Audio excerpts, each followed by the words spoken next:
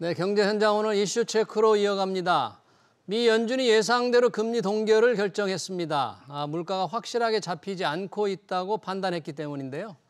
하지만 일각에서 제기된 금리 인상 가능성에 대해 파월 연준 의장은 분명하게 선을 그었습니다. 금리를 내리느냐 안 내리느냐의 선택만 하면 된다는 거죠. 연준의 금리 동결 시장에 어떤 영향을 줄지 김한진 3프로TV 이코노미스트 모시고 자세한 얘기 들어보겠습니다. 김 박사님 어서 오십시오. 네, 안녕하세요. 반갑습니다. 자, 연준 금리 동결 현 수준 5.5% 유지.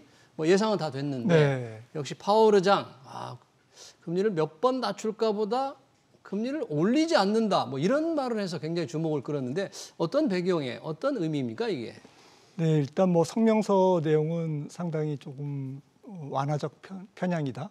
약간 완화적인 표현이 좀 많았고요. 완화적인, 네, 약간 비둘기파적인. 네, 그리고 아무튼 뭐 핵심은 물가 진전이 부족하기 때문에 2%의 물가 목표를 달성하는데 조금 확신이 부족해서 뭐 성명서에서도 그랬고 네. 또 기자회견에서도 그랬고요. 그래서 조금 시간이 필요하다. 그러니까 금리 인상 인하를 우리가 그냥 뭐 포기하거나 뭐 멈춘 게 아니고 그런 생각이 조금 뭐 지금 완전히 백지화된 게 아니고 다만 지연된 것이다. 늦어지는 것이다. 금리 인하가. 이제 말씀 주셨듯이 인상은 고려하고 있냐라는 부분이 이제 시장에서 가장 관심이 있는. 만약에 이제 인상도 고려하고 있다 하면 이제 주식시장도 많이 빠졌을 거고 금리는 폭등했겠죠. 다행히 파월 의장은 그럴 가능성은 unlikely, 거의 없다. 가능성을 일축했습니다. 그 기자의 질문이었죠. 금리 인상 가능성에 맞습니다. 대해서. 네, 그러면 파월 의장이 그럴 가능성이 없다는 거는 시장에서는 혹시 금리를 올리지 않을까 하는 전망도 있었다는 건데 그 전망이라는 것은 그러면 왜 그런 전망이 나왔고 파월 의장은 왜 그 전망에 대해서 완전히 일축하는 얘기를 했을까요? 네, 최근에 그런 금리 인상에 대한 이야기가 솔솔 나온 이유는 뭐 사실 시장의 기회일 수도 있습니다. 최근에 물가 지표가 지금 1분기 내내 잘 떨어져 오던 물가가 살짝 꼬리를 들었거든요. 다시. 가령 뭐 전월비 수치가 사실은 0.2 전월보다 0.2 미만으로 나와야 점점점 물가가 내려가는데 계속 0.2 위로 나오고 있습니다. 그러니까 전월비 지난 3월 CPI도 0.3% 나왔죠. 그리고 사실 뭐 지금 주거비를 제외한 근원 서비스 물가, 슈퍼코어라고 불리는데 연준도 중시하고 있습니다. 이 물가가 3월 달에 0.65가 나왔습니다. 전달 대비. 그러니까 두 가지죠. 인건비도 잘 안 떨어지고 또 주거비도 잘 안 떨어지고. 그래서 이런 부분들이 조금 그 물가를 발목을 잡고 있었다라는 것이 이제 팩트였고요. 그러다 보니까 금리를 혹시 올리는 게 아닌가, 아닐까라는 이제 시장의 불안감이 있었는데 파월 의장이 일축한 이유는 뭐 지금 금리가 추세적으로 떨어지고 있다라는 거죠. 사실. 금리가 추세적으로 떨어지고 금리가. 있고 또 구체적으로도 얘기했습니다. 주거비 같은 경우는 이미 조금 뭐 선행지표라는 표현을 안 썼습니다만은 이미 지금 떨어지고 있는 것이 조금 확인되고 있다. 주거비가 굉장히 높은 걸로 이렇게 통계가 나왔는데 최근 또 그런 통계가 있는 모양이죠. 네, 보통은 이제 민간 주택업체들이 이제 렌트비를 이제 조사하는데 이런 부분들은 떨어지고 있거든요. 근데 그게 물가지표에 반영되는 것은 보통 6개월에서 1년 정도 조금 시차가 있기 때문에 이제 그런 표현을 한 것 같고요. 두 번째는 이제 노동시장인데 노동시장이 점점 균형적으로 가고 있다라고 표현을 하고 있습니다. 균형적으로. 최근에 이제 뭐 1분기에 물가가 조금 그 인건비 때문에 특히 노동비용 때문에 조금 불안을 보이는 것도 있었습니다만은 사실은 뭐 최근에 나온 뭐 노동비용 지수 ECI라고 하는데요. 이런 지표도 상당히 조금 불안합니다만. 가령 어제 나온 졸트 보고서도 이제 연준 의장이 파월 의장이 언급을 했는데 따끈따끈하게 발표된 이제 다달이 발표된 노동부의 지표죠. 그래서 빈 일자리 실업자 한 명당 빈 일자리가 팬데믹 때는 거의 2개 정도가 있었습니다. 그러니까 노동시장이 굉장히 사람 구하기가 어려운 그런 상황이었는데 지금 1.4개를 아래로 하야하면서 어제 나온 지표는 1.32개. 그러니까 팬데믹 전에가 1.2개였거든요. 그러니까 많이 근접했죠. 그러네요. 그리고 인건비 상승의 주범이라고 할 수 있는 주범이라는 표현 좀 그렇습니다만은 가장 중요한 게 조금 자발적 퇴직자, 자발적 이직자가 좀 줄고 있는. 예, 자발적 이직자가 거의 정상화되고 있습니다. 거의. 그래서 이런 부분이 뭐 이민의 유입이라든지 이런 것들 여러 가지 있습니다만은 그동안 이제 파월 의장이 얘기하는 강조하고 있는 것은 이미 현재 금리가 제약적 수준이기 때문에 네. 경제 활동을 위축시키는데 어느 정도는 효과가 있는 제약적인 수준이기 때문에 여기서 인상하는 것은 불필요하다는 것이죠. 네, 그 동결을 하면서 시간을 조금 두고 관찰할 필요가 있다라고 조금 정리할 수 있겠습니다. 그러네요. 현재 금리 수준이 이미 제약적이기 때문에 더 제약적으로 금리를 올릴 필요는 없겠다는 걸 이제 분명히 파월 의장이 밝혔는데 그렇게 됨으로써 시장 금리가 조금 떨어졌습니까? 파월 의장의 발언의 영향으로? 네, 맞습니다. 파월 의장 발언 중에 기자회견 중에 뭐 금리가 좀 떨어졌죠. 2년물, 10년물 다 떨어졌고. 10년물 굉장히 올라갔잖아요. 10년물이. 네, 지금 4.7%대를 이제 넘어섰다가 어제는 이제 4.6%대로 낮아졌고요. 달러도 조금 뭐 차분해졌고요. 그래서 제반 경제 지표나 또 주가가 조금 긍정적인 쪽으로 움직였죠. 그러네요. 시장 금리는 조금 다시 약간 떨어졌고. 자, 그러면 현재 금리 올릴 가능성은 없지만 여전히 물가를 걱정하는 파월 의장의 이제 연준 성명에도 그렇고 발언도 많이 있었는데 그러면 어떻게 됩니까? 지금 금리 인하에 대해서 점점 뒤로 미뤄지고 횟수도 좀 줄 거라는데 혹시 어제 오늘 회의 결과로 시장의 전망이 좀 달라지거나 바뀐 게 좀 있나요? 지금 뭐 그 기자회견이 끝나고 뭐 월가에서도 좀 왈가왈부가 많은데요. 크게 바뀐 건 없습니다.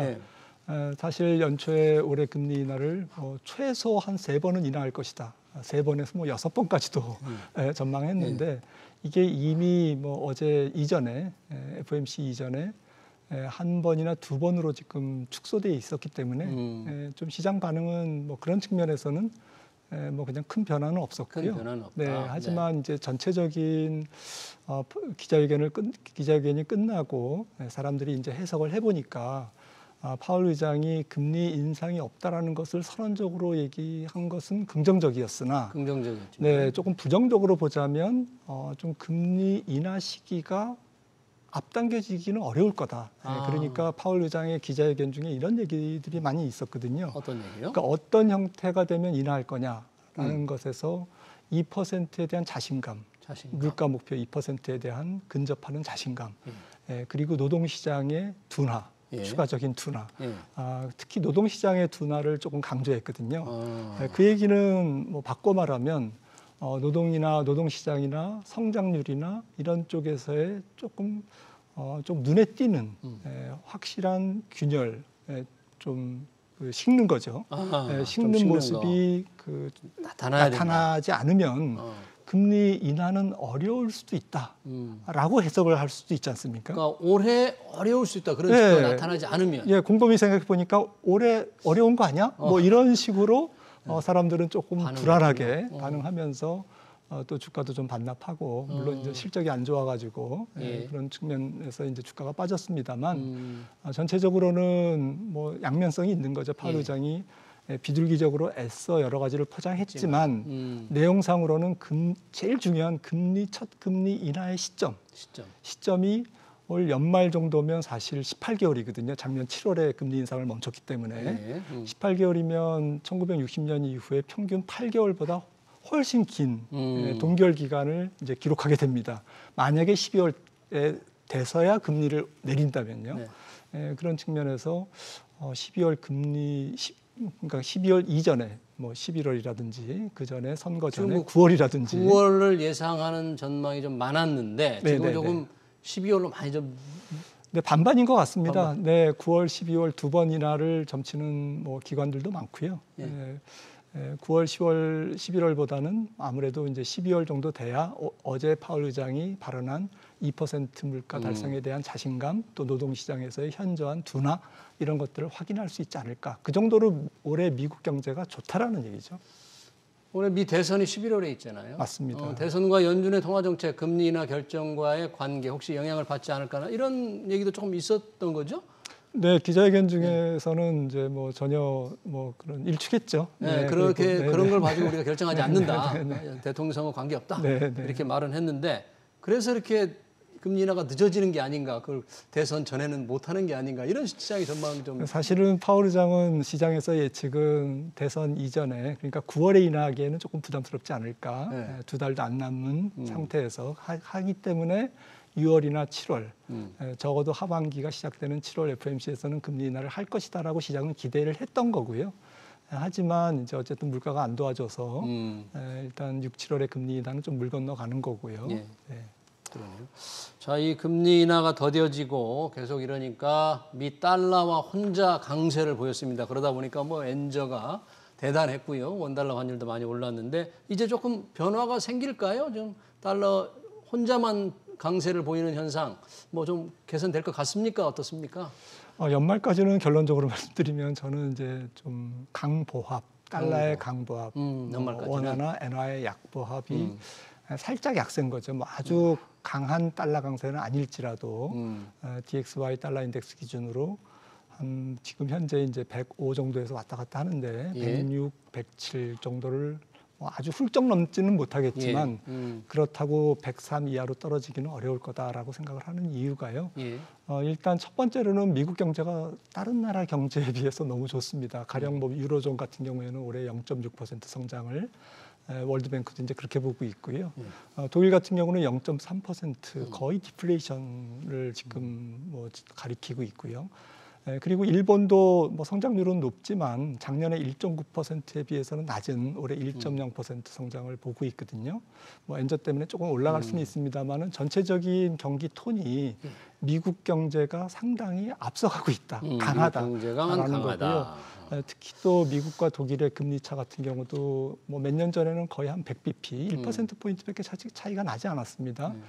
그런데 독일 국채 금리는 뭐 2%대 초중반에 거의 유지되는 반면에 미국 금리는 지금 4.7%, 6%지 않습니까? 그래서 100%의 미국 독일 금리 차이가 지금은 200bp 이상으로 차이 나고 있거든요.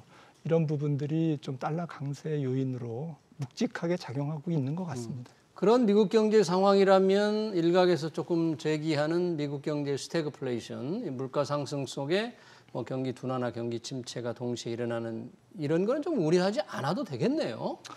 네, 어제 파월 의장의 기자회견에서도 스태그플레이션은 뭐 그런 얘기를 꺼내지 마라. 꺼내지도 마라. 그래서 사실 70년대 뭐 10%의 실업률과 어마어마한 인플레이션 시대를 조금 오버랩해서 이제 보는 성향이 있는데 이거는 적절치 않다라는 취지로 이제 얘기를 했고요. 사실 1분기 GDP 성장률이 조금 예상치를 밑돌고 1.6%. 네, 1.6%가 나오고 반면에 GDP에서 산출하는 PCE 물가가 있거든요. 이 근원 PCE 물가가 3.4%로 튀었습니다. 작년 4분기 PCE 물가가 작년 4분기에는 뭐 1.7%인가 밖에 안 됐는데 깜짝 놀라서 스태그플레이션 얘기가 나왔군요. 네, 그러니까 성장률은 뭐 뚝 떨어지고 물가는 확 올라가고 하니까 이제 스태그플레이션을 얘기를 했는데 지금 대체로 뭐 가봐야 알겠습니다만은 1분기 성장률도 2%를 넘을 가능성이 지금 높고요. 수정치가 나온다면 네, 지금 속보치가 나왔습니다만은 조금 떨어지겠죠. 지겠지만 그 작년보다는 떨어지겠지만 뭐 중간 또 예비치 또 확정치로 가면서 저는 2%에 근접하지 않을까 생각을 하고 있고요. 2분기도 지금 여러 가지 지표들을 종합해 봤을 때 월가에서는 2%대를 보고 있습니다. 2%. 네, 아틀란타 연은도 거의 뭐 2.7% 이렇게 보고 있고요.